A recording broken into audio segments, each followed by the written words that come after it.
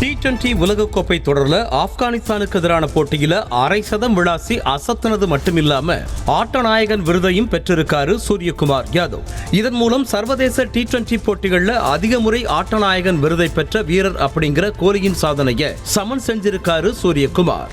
கோலி 120 போட்டிகள்ல விளையாடி 15 முறை ஆட்டநாயகன் விருதை பெற்றிருக்கும் நிலையில சூரியகுமார் 64 போட்டிகள்ல மட்டுமே விளையாடி 15 முறை ஆட்டநாயகன் விருதை பெற்றிருக்கார்.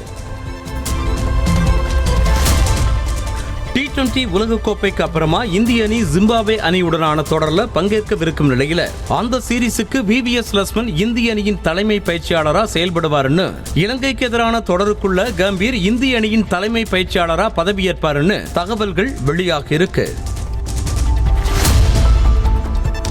வங்கதேசத்துக்கு எதிரான போட்டியில ஆஸ்திரேலிய அணியின் நட்சத்திர வீரரான பேட் கமின்ஸ் ஹாட்ரிக் விக்கெட்டை எடுத்து மிரட்டியிருக்கார். இதன் மூலம் T20 உலகக்கோப்பையில ஹாட்ரிக் விக்கெட் எடுத்த 2வது ஆஸ்திரேலிய வீரர் அப்படிங்கிற பெருமையை பெற்றிருக்காரு பேட் கமின்ஸ்.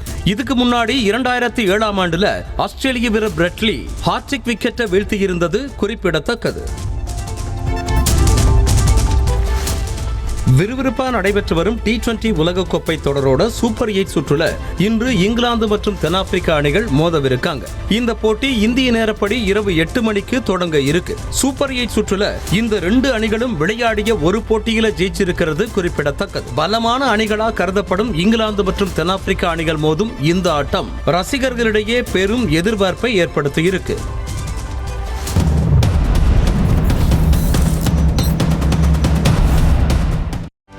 செய்திகளை உடனுக்குடனும் துல்லியமாகவும் தெரிந்து கொள்ள சப்ஸ்கிரைப் பண்ணுங்க.